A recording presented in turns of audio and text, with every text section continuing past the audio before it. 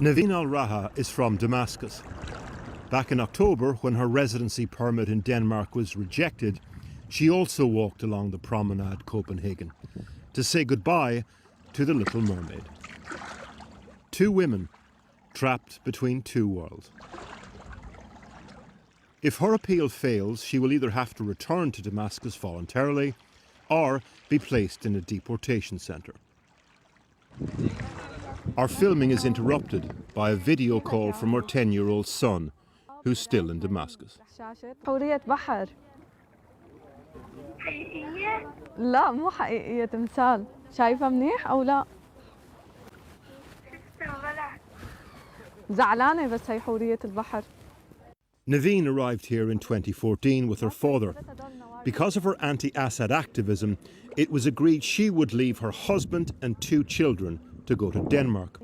The idea, she'd travel first, then apply for family reunification. It didn't work out that way. Eventually, her husband remarried.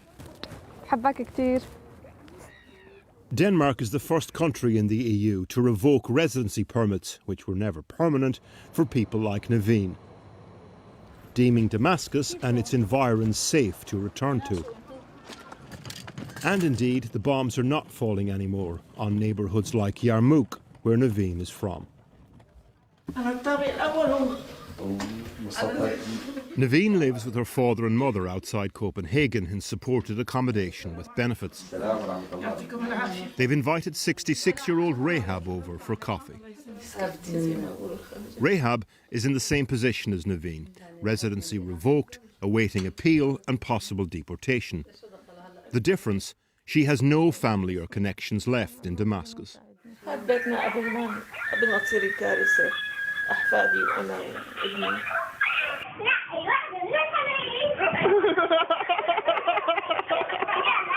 Everyone in this living room is now in Europe, including Rahab on the right in white.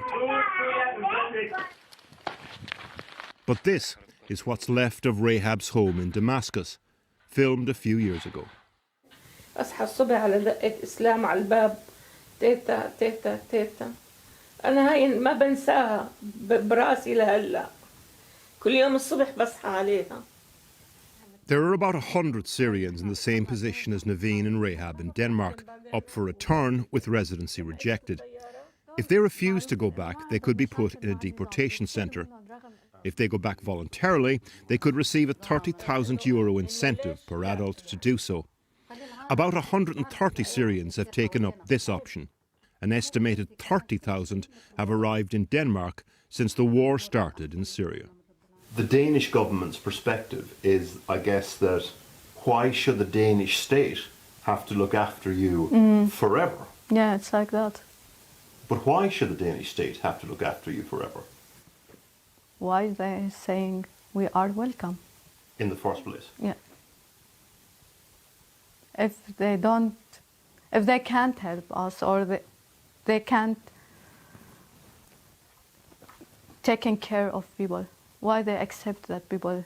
Well, their argument was that it was never a permanent arrangement, that it was always just a temporary arrangement, and now that's coming to an end for some people, so that's the end of the deal. But we tried to be a part of this country. We did what they want. We working, we studying, we trying to get a home here. We're travelling to one of the deportation centres where some Syrians are awaiting removal. En route, a stopover at Hamlet's Castle, Kronborg.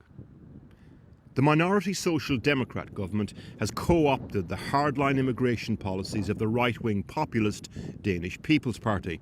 The Prime Minister here talks zero tolerance when it comes to new asylum seekers. People who represent to some voters an assault on the welfare system here. There is something rotten in Denmark. There is something rotten here. What? We have people living for 20, 30 years. They do not speak Danish, they do not give anything back. And they come and they claim welfare from day one. and that is wrong. On the other hand, Denmark has taken fewer refugees than some neighbours. Sweden, for example, next door, has taken over 3 times the number of Syrians, although it's a bigger country. For other voters, this is the politics of safety lying in fear. Normally when you see you have problems, you have to find an enemy and then you find these people. I think so, yes. So you think these people are being scapegoated? Yes, right.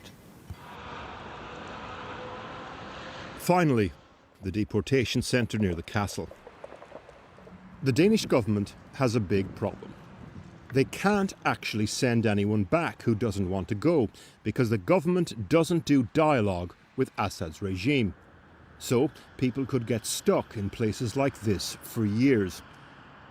Like this Kurdish Syrian we met outside. How long do you expect to have to spend here? تعرف يعني تتوقع قد ايه رح تضلك هون؟ ما بنعرف ما حدا بيعرف شو وضعنا. No. Borgen, the castle of the Danish parliament, sets the stage for Nordic noir and the government's immigration hardline. How close do you think we are to somebody actually being physically and forcibly removed? Yes, to Syria anytime soon it is unlikely that will happen because we don't cooperate with Assad. And as long as we don't do that, we can't force anyone to go back to Syria. Yeah, so they're going to be stuck someplace else for years until the Syrian conflict They will have to resolves. live in a center until they either the situation changes in Syria or they choose to go back voluntarily as some of their countrymen already has done. This is where policy and people collide. For Naveen, the bombs have stopped, but the regime endures. And when you ask her about returning, she recalls being on a bus at a checkpoint in Damascus 7 years ago. A soldier overheard a woman with children complaining about the wait. He trying pushing this minibus and say some bad words for all of us and saying, I will kill all of you. And in the end, she gave up. She preferred that she get killed or they arrested her not to make all of us in this situation. Can you imagine this moment? You feel it's not your country. It's not a country to live. Why? What she said, just a word. She don't deserve that. I was watching her. I don't know what happened for her. The questions then. When does a refugee stop being one? When does home stop being that? And when will Naveen stop having nightmares where she is the woman on the bus?